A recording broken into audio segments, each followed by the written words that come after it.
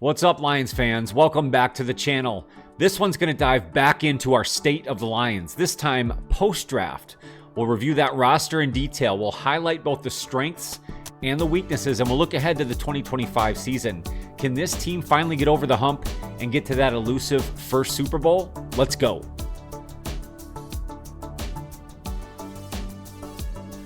All right, so let's dive right into the roster, and there is a lot to like. Brad Holmes and Dan Campbell have built a very deep, tough, gritty roster, and they have filled several needs there in the draft. So let's start by breaking this thing down by position group. Let's kick it off with the offense, and you have to start at the top. The man, the quarterback, Jared Goff, and he has full control of the offense now this season after the departure of Ben Johnson. John Morton, now brought in from the Denver Broncos, has the familiarity with Jared Goff and the offensive system for the Lions, so it should be a decent transition, but is now the Jared Goff show, as he will have full control of this offense. Behind him, you have Hendon Hooker, the developing third-year player. You're hoping to see more as far as his development, confidence in running this offense, control of the passing game, and of course, your third-string quarterback, Kyle Allen. Now, moving on to what could be your biggest strength of the entire team is the Lions' running back room, and they really have a two-headed monster in Sonic and Knuckles, Jahmyr Gibbs, and David Montgomery. They really have proven that they are the best 1-2 punch in all of the NFL. Jahmyr Gibbs, so dynamic in both the running game and the passing game. He really has an opportunity to be Offensive Player of the Year if things fall in line. Again, behind him, of course, I think you have David Montgomery. Those two will still trade carries throughout the season. I really expect, though, Jahmyr Gibbs to be the feature back by the time we get towards the end of the 2025 NFL season. Behind them, they still have a great stable of depth running backs. Craig Reynolds is a very hard-nosed, hard-working player. He's been around the system for many, many years. He is kind of your third running back in this room. And then, of course, the developing second-year player, Sione Vaki, who really made a name for himself on special teams last year. So you hope to see a lot more of that here in 2025. Let's move on to the very stacked, very competitive wide receiver room, of course, kicked off by the All-Pro Amon-Ra St. Brown. You can't say enough good about the Sun God. He's the leader of that room, the leader of the offensive side of the football, and maybe one of the leaders of your entire organization. Behind him, you have, of course, the speedy Jameson Williams, and you're really looking for him to take that next step. He really became a heavy part of the rotation in 2024. Well, now you can start to feature him as part of this offense. They extended him on that fifth-year option, and so he's really playing for that next contract. This should be a breakout year for J-Mo. Behind him is where you kind of have some questions and where the draft comes into play. They brought back, of course, the big-bodied Tim Patrick. He's getting towards the end of his career, so the Lions went ahead and moved up in the third round of the draft, taking the Arkansas big-bodied wide receiver Isaac Tesla. And we've spent a lot of time this post-draft talking about what his impact could be on the Lions long-term. You expect him to compete with Tim Patrick for that X wide receiver or that third wide receiver position. Behind him, you have the reliable all-pro punt returner Khalif Raymond, who, of course, will still be in the mix here. Then you drafted the Georgia wide receiver project Dominic Lovick, who will probably more compete for a special teams role and really in that far-end depth piece at wide receiver. Behind him, you have guys like Tom Kennedy, Ronnie Bell, and then you do have some undrafted free agents you brought in, which will also compete for the back end of roster spots in that very competitive wide receiver room. At the tight end position, you feel very confident about the Pro Bowler Sam Laporta entering now his third year, and I think he'll have kind of all engines a go in his start of the third season. He was recovering from that knee injury last year, and I think he got off to a slow start because of that. Well, I think you're going to see kind of the opposite here in 2025. Behind him, you have the reliable Brock Wright and Shane Zylstra, and then they brought in from the New York Jets Kenny Yeboah, who will compete for that third tight end position. Now let's move on to the offensive line. Still one of the best in football, and what I believe to be the biggest strength still of this Lions team, anchored by Frank Ragnow in the middle, Penei Sewell and Taylor Decker. This team protects their quarterback, opens up lanes in the run game, and is really the biggest reason for this Lions team's success. Starting at the left tackle position with Taylor Decker, obviously the veteran of this group, was here along with Frank Ragnow prior to the Brad Holmes regime.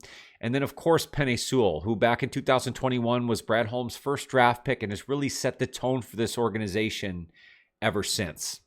The depth pieces to the tackle, of course, you have longtime 6th offensive lineman Dan Skipper, and then the project piece Giovanni Manu, who has really gained a lot of faith of this Lions team and organization over his first year, will really look to now insert himself and get a little bit more playing time in year 2. At the guard position is really where you had a lot of questions coming into 2025. You knew you had the departure of Kevin Zeitler, you have the aging Graham Glasgow, and then you were working with, again, the young player Christian Mahogany, who really played well in filling in injury roles in 2024, and you expected him to insert as that second guard starter with Graham Glasgow. Well, the organization decided to reinvest in the offensive line heavily in 2025. They went ahead and drafted guard Tate Ratledge, and then in the 5th round really got value by drafting guard Miles Frazier out of LSU. So taking 2 very capable guards that can step in and certainly compete for starting positions. So as you see listed here right now, you have the young Christian Mahogany and the rookie Tate Ratledge listed as starters. I think Graham Glasgow will certainly have something to say with that, but the Lions will like him in a swing guard depth position. Graham Glasgow also has spent time playing the center position for this Lions organization as well, so they like his versatility. Lions also have very capable depth pieces as well that were already a part of this organization, and Michael Neese, Coyote Owasika, Kingsley Egaquin, Netane Muti, Colby Sorsdal. So it will be a very heavy competition in the depth offensive line pieces to see who will make this team. Ultimately, it is a major strength for not only this offense, but this entire organization.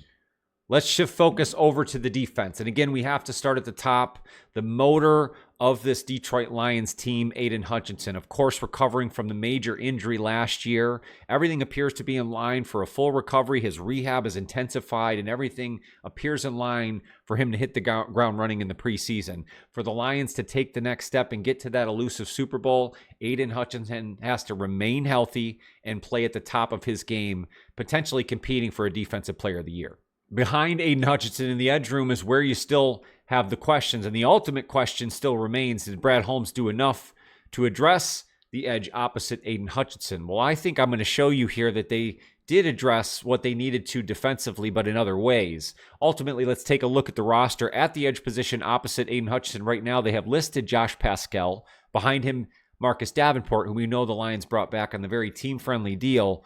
And he does have the injury concerns, but he has shown that when he is healthy, he can be very productive. So the Lions are looking to get a little more out of him here in 2025. Then you have guys like El-Kadin Muhammad, Pat O'Connor, Isaac Ukwu, Mitchell Agude, but the Lions also drafted an edge out of Boise State, Ahmed Hassanin, who seems to show a very high motor. He's a very raw talent out of Egypt, only has 5 or 6 years of competitive football under his belt. But if he's able to kind of utilize his built-in motor, he certainly seems to fit the bill for the Lions organization. And because they didn't add a bunch of other pieces at the edge position, he may get a shot at some playing time early on. And then the defensive tackle position, where I think the Lions made the biggest offseason moves and will have the greatest effect on their defensive line as a whole. We know they're going to be without Aleem McNeil for a good portion of the 2025 season. Lions went out and signed a guy like Roy Lopez to compete for a depth tackle position there from the Arizona Cardinals. Lions also re-signed Levi Onwuzurike on a very team-friendly deal, and they're hoping for a lot out of him this season as you add other healthy pieces around him. They also have guys like Mekhi Wingo, who they have a lot of faith in. Miles Adams is still hanging around. And then we know that the Lions are still trying to get anything out of Broderick Martin that they can. But I think the biggest move they made is what they did with their first-round draft pick. With pick 28, they went out and drafted defensive tackle out of Ohio State, Tyleik Williams, who is a space eater. He's going to be great in the run game, but he is also very athletic, very comparable to Aleem McNeil, but a little bit larger. He might even be just a little more athletic. He's really going to, I think, play off of the other pieces on this defensive line very well. Because of the Aleem injury, he's going to get an opportunity very early, and I think he's going to show himself, and he could be an ultimate difference maker when you consider him next to a guy like Aiden Hutchinson. Now let's focus on the linebackers, and we've talked about a lot the importance of Alex Anzalone.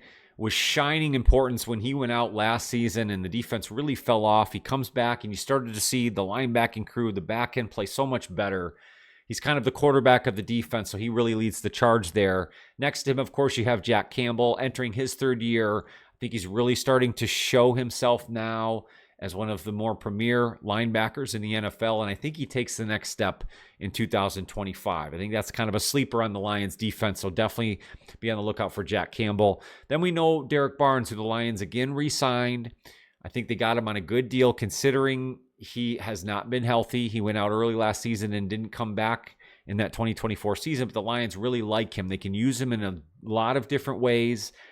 And if the Lions decide to change up their scheme or utilize different schemes here in 2025, Derek Barnes is a good piece to play off of that. Now, behind him, you have the recovering Cowboy Malcolm Rodriguez, who we know the Lions love.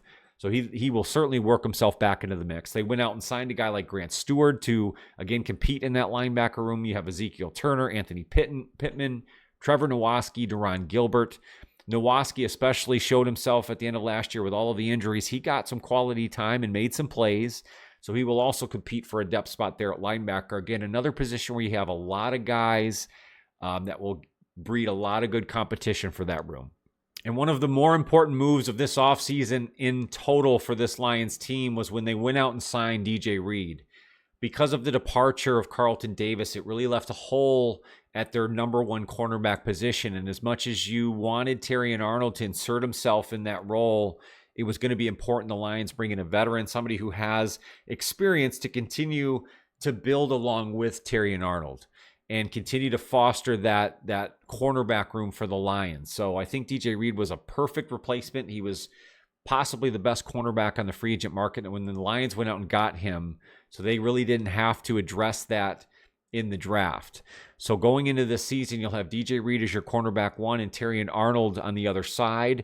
Behind him, you have, of course, Enos Rakestraw, who's recovering from an injury as well, and he's going to sort of work his way into that rotation, as well as at the nickel cornerback position, which right now is held up by Amik Robertson. And he was really a great piece for the Lions in 2024. Again, because of the injury situation, he really had to step up, and he filled in well, especially in late season situations when the Lions were trying to win that division title. Lions also have some depth pieces there, Stanley Thomas Oliver, as well as Avonte Maddox, who they brought in to compete for depth roles in the cornerback room. But I think this certainly could be a position where you might see the Lions bring in a few players as part of training camp to compete for depth roles. You also see Khalil Dorsey listed there, but you know he's also recovering from the major injury. The Lions do like Khalil Dorsey, not only for depth cornerback, but what he does on special teams. So they do want to keep him around, but how quickly does he return for this season? So again, I think the Lions may be in search of some cornerbacks as we get closer to the preseason. Moving on to the safety room, and this may be your biggest strength defensively. You have all-pro, new contract signing Kirby Joseph, and then Pro Bowler, heavy hitter, anything jack of all trades, safety Brian Branch. And then playing off of each other really makes up the best safety duo in all of the NFL. So the Lions really have no concerns as far as who's your safety combo as you head into 2025. However, you did have questions as far as what is behind them and can the Lions address those depth pieces, and they did do that in a couple different ways. They brought in guys like Eric Hallett, Maurice Norris. They already had Lawrence Strickland as far as depth pieces, but they also went out and drafted Dan Jackson, who I think is a sleeper pick there, 7th rounder out of Georgia. But he's in the mold of Brian Branch. He's certainly not as athletic or as fast and as big, but he plays with such heart. He's willing to come up and hit. He's sort of your stronger safety, but he has experience all over the place. He's also a very adept player in special teams, and that's really where he can hang on there as you get your spot there on special teams, and then you find yourself in a depth rotation at safety. The nice thing is, as far as special teams is concerned, the Lions really don't have a concern. They have an all-pro punter in Jack Fox, and Jake Bates really proved to be a reliable kicker coming from the Michigan Panthers and is now a big part of this organization's plans for the future. They have an all-pro punt returner in Khalif Raymond, and as long as he remains healthy, they're very confident there. So the Lions special teams are certainly in a good spot. It's a great discussion. So let's talk again, big picture. And is there a move, going back to the best move that the Lions may have made this offseason to date so far? Is there a guy? Is there something in the draft? Is there maybe a coaching move that they've done this offseason that you say might have been the most important or their best offseason move here so far? Well, to me, I'm going to go with the thing that I love, which is progression. And the fact that our coordinators are people, and Johnny Morton, maybe I'm a little left field with this, but he was here before. Yeah.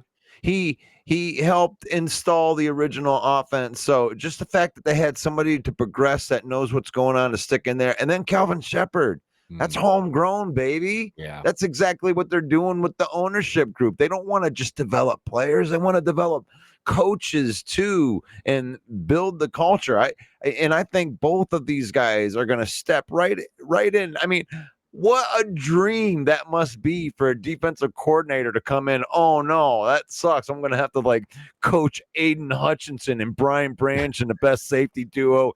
Darn. Oh dear. And like Johnny Morton, like he ain't going to be making any like play calls. He's going to make play suggestions. This is Jared Goff's team. This is the Goffense. He'll make some suggestions, but you got an embarrassment of riches, running backs, tight ends, wide receivers, whatever you want. We got a smorgasbord. We got the Lambos out back if you want to, have the IROC Z28 vintage style. You go down to the other garage. We got them all here. So, yeah, I'm going to have to go with the best moves is progression. Let those next guys step right in that role. I like that a lot. Keep the continuity, and maybe that is the thing. I mean, we've seen teams, let's take the Chicago Bears, for instance, with all the turnover, all the coaching changes, things that have happened there that just haven't worked. So I like that answer a lot. I think it's a good big picture perspective. I'll whittle it down to maybe just something that came out of the draft that really impressed me more than anything else was the willingness of the Lions to reinvest in what I think is the biggest strength is their offensive line. And they didn't go out and reach for the player that people thought they had to have.